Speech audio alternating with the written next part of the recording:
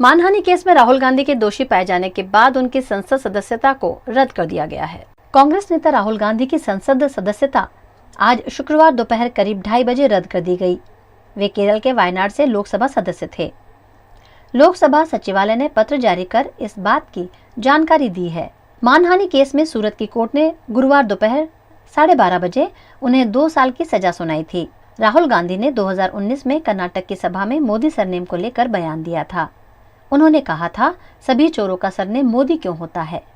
Supreme court ने 11 जुलाई 2013 को अपने फैसले में कहा था कि कोई भी सांसद या विधायक निचली अदालत में दोषी करार दिए जाने की तारीख से ही संसद या विधानसभा की सदस्यता के लिए अयोग्य घोषित हो जाएगा। कोर्ट ने लिली थॉमस बनाम भारत सरकार के केस में यह आदेश दिया था। इससे पहले कोर्ट का आखिरी फैसला आने तक विधायक या सांसद की सदस्यता खत्म नहीं करने का प्रावधान था। मोदी सरनेम मानहानि मामले में राहुल गांधी की न सिर्फ सदस्यता गई है, बल्कि अगर ऊपरी अदालत से उनको राहत नहीं मिलती है तो वे अगले 8 सालों के लिए चुनावी राजनीति से बाहर हो जाएंगे। दरअसल कानून कहता है कि 2 साल तक अगर किसी विधायक या सांसद को सजा होने पर उनकी सदस्यता रद्द हो जाएगी। इसके बाद सजा खत्म होने पर भी वो 6 साल तक चुनाव लड़ने पर अयोग्य माना जाएगा। ये नियम कोर्ट का फैसला आने के तुरंत बाद लागू हो जाता है। ये नियम जन प्रतिनिधित्व कानून 1951 की धारा 8/3 के तहत लागू होता है। देश के अन्य राज्यों की तरह गुजरात में भी नाबालिगों के साथ दुष्कर्म जैसे मामले लगातार सामने आ रहे हैं। एक ऐसा ही किस्सा राजकोट में दर्ज हुआ जो किसी को भी झकझोर कर रख देगा।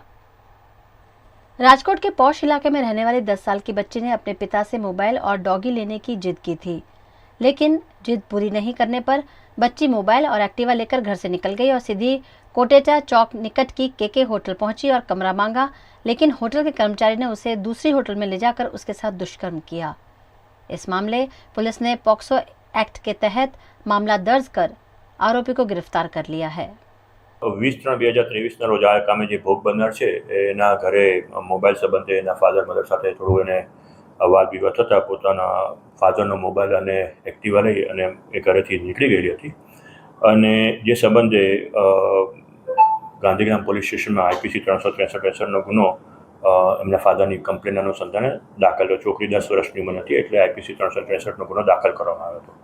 ત્યાર પછી જે આજે ભોગ બનનાર મતલબ જે બાળકી જે છે એ મળી આવતા ગુનાના કામે એમના ફાધર એ બાળકીની પૂછપરછ કરતા હકીકત એવી જણાઈ આવેલ છે કે આ જે બાળકી હતી એ ઘરેથી નીકળ્યા પછી એક KK હોટલમાં એ પહેલાં અગાઉ જમવા ગયેલી હશે, ત્યાં આગળના જે રિસેપ્શન કાઉન્ટર પર કોઈ વ્યક્તિ બેઠો હશે એના સંપર્કમાં એ ઇન્સ્ટાગ્રામના માધ્યમથી આવેલી અને ઘરેથી નીકળ્યા પછી એણે એ હોટલમાં એ ફરીથી ગઈ હતી। ત્યાં જે વ્યક્તિ તે વખતે એના સંપર્કમાં આવેલો વ્યક્તિ ત્યાં હોટલ પર નહોતો, પરંતુ એનો મોબાઈલ નંબર એને મેળવી અને ફરી એનો સંપર્ક કર્યો હતો અને ઘરેથી નીકળી હતી એટલે રાત્રે કોઈ જગ્યાએ રોકાવું હતું એટલે એ જે વ્યક્તિ હતો જેના એ સંપર્ક ઇન્સ્ટાગ્રામથી એના સંપર્કમાં આવતો એ આરોપી સાથે એણે કોન્ટેક્ટ કર્યો આરોપીનો અને એ લોકો બંને એ રિજન વિસ્તારમાં જે આવેલી હોટલ જે છે ત્યાં આગળ એ લોકો રોકાયેલા હતા। બાળકીની ઉંમર નાની હોય, નાબાલિગ હોય એટલે જે વ્યક્તિ એની સાથે જે આ કામનો જે આરોપી છે એની સાથે ગયેલો તેણે ખોટા પોતાના પાસેના ID પરથી હોટલમાં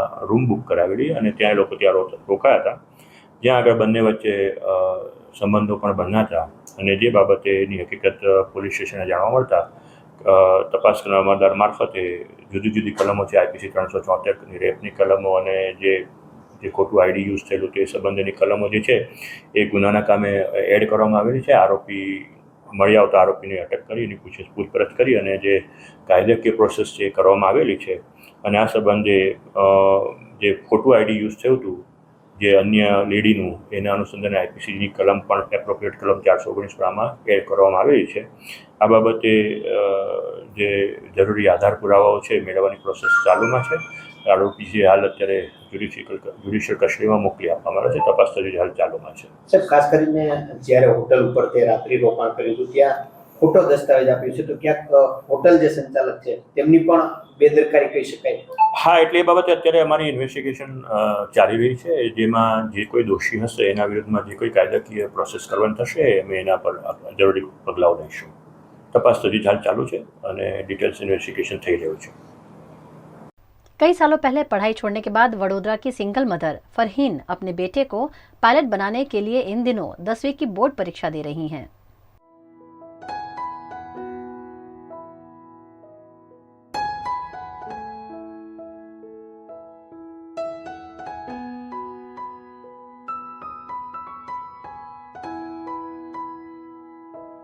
गुजरात के वडोदरा के आजवा रोड पर रहने वाली फरहीन की शादी 2014 में हुई थी।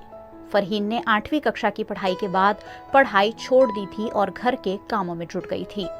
2014 में शादी के बाद हसीन सपने संजोकर फरहीन ससुराल आ गई।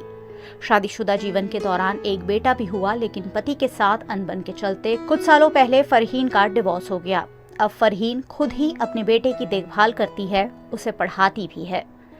लेकिन 8वीं पास फरहीन को कोई नौकरी देने के लिए तैयार नहीं है और ऐसे में फरहीन ने 10वीं की परीक्षा देने की ठानी और इन दिनों वो बोर्ड परीक्षा दे रही हैं।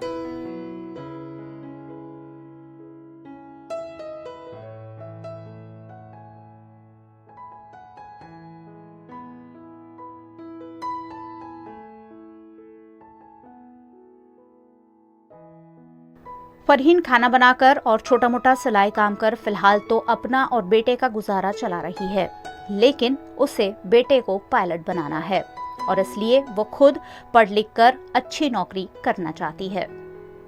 10वीं की एग्ज़ाम दे रही हूँ अभी। मैं 8 पास थी। मैंने 2008 में मैंने 8 क्लियर किया था और 2014 में मेरी शादी हुई और अभी ये जो लॉकडाउन लगा ना, तब मेरा डिवोर्स हुआ। तो मुझे डिवोर्स के बाद मुझे वो जॉब के लिए बहुत ज़रूरत थी। तब मेरे को किसी ने 8 पास में किसी ने भी जॉब नहीं दी। बोलते हैं तुमको कुछ आएगा नहीं, तुम होशियार नहीं हो। जब कुछ भी किसी ने भी मुझे जॉब नहीं दी। मार्ट में भी गई थी, हर जगह पे मैं गई थी, मुझे किसी ने जॉब नहीं दी। तो फिर मैंने सोच लिया कि मैं 10वीं की एग्ज़ाम दूंगी और क्लियर करूँगी। 10वीं की एग्ज़ाम देती हूँ, फिर 12 की भी दूंगी मैं एग्ज़ाम। और मेरे को नर्सिंग क्लास भी करना है। 10 पास के बाद मैं नर्सिंग क्लास करने वाली हूँ। अभी मैं रोटी का काम करती हूँ, मेहंदी का भी काम करती हूँ, घर पे सिलाई का काम भी करती हूँ। जो टाइम पे जो भी मेहनत मिलती है, मैं बगैर थकान के कुछ भी हो, मतलब मैं मेहनत कर लेती हूँ मेरे बेटे के लिए। मुझे मेरे बेटे को पढ़ाना है, मेरे बेटे को पायलट बनना है, तो मैं उसके लिए बहुत मेहनत करती हूँ। और मेरे बेटे के लिए मुझे घर भी खरीदना है, क्योंकि मेरा बेटा बहुत छोटा है। आगे की लाइफ का भी मुझे सोचना है ज़्यादा, और मैं मेरे बेटे के लिए हर मेहनत करने को तैयार हूँ। फरहीन स्कूल नहीं जाती है, लेकिन YouTube और किताबों से खुद ही पढ़कर परीक्षा दे रही है। 10वीं के बाद फरहीन 12वीं की परीक्षा देने की भी तैयारी कर रही है, ताकि उसे अच्छी नौकरी मिल सके और वो अपने बच्चे को एक अच्छा जीवन दे सके। मैं ऑनलाइन में करती हूँ पढ़ाई, और थोड़ी बहुत सब आजू पड़ोसियों के पास से मैं बुक लेती हूँ और उसमें से करती हूँ, थोड़ी यूट्यूब में से करती हूँ मेहनत, और मैं एग्ज़ाम देने जाती हूँ। एग्ज़ाम देके मुझे बहुत अच्छा लगता है और मुझे प्राउड भी फील होता है कि आज मैं 15 साल बाद मैं एग्ज़ाम दे रही हूँ। और हर लड़की को ऐसे ही मेहनत करनी चाहिए और हिम्मत भी करनी चाहिए।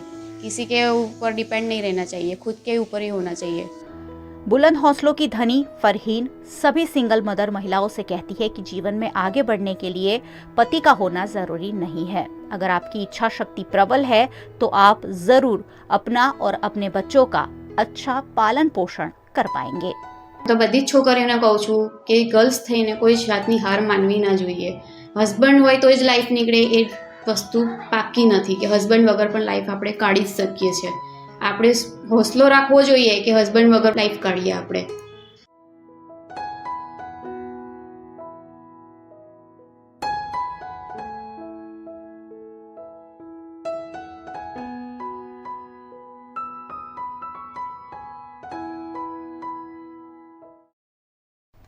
कांग्रेस के नेता राहुल गांधी को 2 साल की सजा सुनाए जाने के मामले वडोदरा कांग्रेस ने कलेक्टर कार्यालय पर लोकतंत्र बचाने की मांग के साथ मौन धरना और विरोध प्रदर्शन किया। मोदी सरनेम वालों को चोर कहने पर कांग्रेस के नेता राहुल गांधी को गुजरात की सूरत कोर्ट ने 2 साल की सजा सुनाई है। यह सजा केंद्र और राज्य की भारतीय जनता पार्टी की सरकार की प्रजा विरोधी नीति और हिटलर शाही का नमूना होने के आरोप लगाते हुए कांग्रेस पार्टी द्वारा सजा का विरोध किया जा रहा है। वडोदरा कांग्रेस द्वारा भी इस मामले पर कलेक्टर कार्यालय पर लोकतंत्र बचाने की मांग के साथ हाथों में बैनर पोस्टर लेकर मौन धरना और विरोध प्रदर्शन का कार्यक्रम आयोजित किया गया, जिसमें वडोदरा के अध्यक्ष ऋत्विज जोशी, कांग्रेस के विपक्ष नेता अमीर रावत, चंद्रकांत श्रीवास्तव, हेमांगिनी कोलेकर समेत के कांग्रेस नेता शामिल हुए।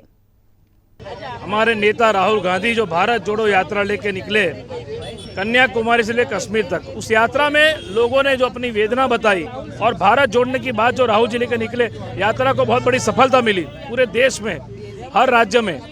उसको देख के भारतीय जनता पार्टी कहीं ना कहीं बौखला गई है और जो मुद्दा है प्रजा के मुद्दे, यानी प्रजा की लड़ाई राहुल गांधी लड़ रहे हैं, उसको लेके वो लोग जो महंगाई का मुद्दा है, जो बेरोजगारी का मुद्दा है, ये सब मुद्दे को भटकाने के लिए पूरा ये लोग राहुल गांधी के ऊपर लेके जाते हैं। कल सूरत में जो कोर्ट में तारीख थी, राहुल जी ने हमेशा कोर्ट का, कांग्रेस पार्टी ने कोर्ट का सम्मान किया है। किसी भी स्टेट में जहां पे भी इन्होंने मानहानि का दावा किया, हमेशा वो स्टेट में तारीख में हाजिर हुए हैं। लेकिन जिस तरह से प्रजा के मुद्दे को साइड पे करके सिर्फ किसी एक नेता को टारगेट करना क्योंकि वो सच की लड़ाई लड़ रहा है, वो भारतीय जनता पार्टी की पोल खोलने की काम कर रहा है। वो अदानी और मोदी जी के जो रिलेशन है उसकी पोल खोलने के काम कर रहे हैं। आप देखिए पार्लियामेंट में भी क्या चल रहा है, लोकसभा में भी कोई सुनवाई नहीं हो रही, कोई प्रतिनिधि को बोलने का अधिकार नहीं है। तो आज मेंबर ऑफ पार्लियामेंट का ये हालत है, एमएलए का ये हालत है, तो सामान्य प्रजा का क्या होगा। लोकशाही बचाने का ये हमारा मौन धरना का एक प्रोग्राम पूरे गुजरात में है, उसके बागरू वडोदरा में भी कलेक्टर ऑफिस के बाहर किया है। राहुल गांधी को 2 वर्ष की सजा हुई और 2 वर्ष की सजा करवाने में आई। हम कोर्ट की क्रिटिसाइज नहीं करते हैं, लेकिन आज दिन तक ऐसी कैसी कितनी सजा हुई है तो बताओ मेरे को जरा। बात यह है, इस देश के अंदर लोकशाही को बचाने के लिए अडानी जैसे लोग इस देश को लूट रहे हैं। तमाम ऐसे 5 व्यक्ति हैं जो देश को लूट रहे हैं, उनके सामने बोलना नहीं। तुम चाहे इतना भ्रष्टाचार करो, लोगों का विभाजन करो, लोगों देश के अंदर गरीब आदमी की ताकत कम होवे, उसको बोलने की ताकत कम हो जाए, ये तमाम बातों के सामने लड़ना एक नैतिक जवाबदारी है। कलेक्टर कार्यालय पर धरना प्रदर्शन कर रहे कांग्रेस के नेताओं को पुलिस ने हिरासत में ले लिया, जिसके चलते कांग्रेस के नेताओं ने नारेबाजी करते हुए सरकार और पुलिस की मनमानी और हिटलरशाही का जमकर विरोध किया। કાર્યક્રમ હતો જેવી રીતે અમારા નેતા રાહુલ ગાંધીને આ લોકો હેરાન કરી રહ્યા છે, એવી રીતે તમે જુઓ અમને પ્રજાના પ્રશ્નો બોલવા પણ નથી દેતા। આજે કાર્યક્રમ સુધી પહેલા જ ઉઠાવવાની વાત કરે છે। આ લોકશાહી નથી, આ હિટલરશાહી છે અને આની સામે અમારી લડાઈ ચાલશે। અંગ્રેજોથી આ દેશને કોંગ્રેસે આઝાદી અપાઈ હતી અને આ ભાજપથી પણ દેશને કોંગ્રેસે આઝાદી અપાવી। कांग्रेस नेता राहुल गांधी के लंदन में दिए गए बयान का आज संसद में लगातार 9वें दिन विरोध किया गया। संसद के बजट सत्र के दूसरे चरण का आज शुक्रवार को 9वां दिन है। राहुल गांधी के लंदन में दिए गए बयान पर भाजपा संसद में उनकी माफी की मांग कर रही है। भाजपा का कहना है कि राहुल की संसद सदस्यता रद्द कर दी जाए। इस मुद्दे पर लोकसभा में भी आज फिर से हंगामा हुआ। मेरा आग्रह सदन चले, सदन न चलने से मेरा मन दुखी होता है। विपक्षी दलों ने आज शुक्रवार सुबह राहुल के मुद्दे पर बैठक भी की। साथ ही उन्होंने अडानी मामले पर जेपीसी जांच की मांग को लेकर चर्चा की। इधर कांग्रेस ने राष्ट्रपति से मिलने के लिए समय भी मांगा।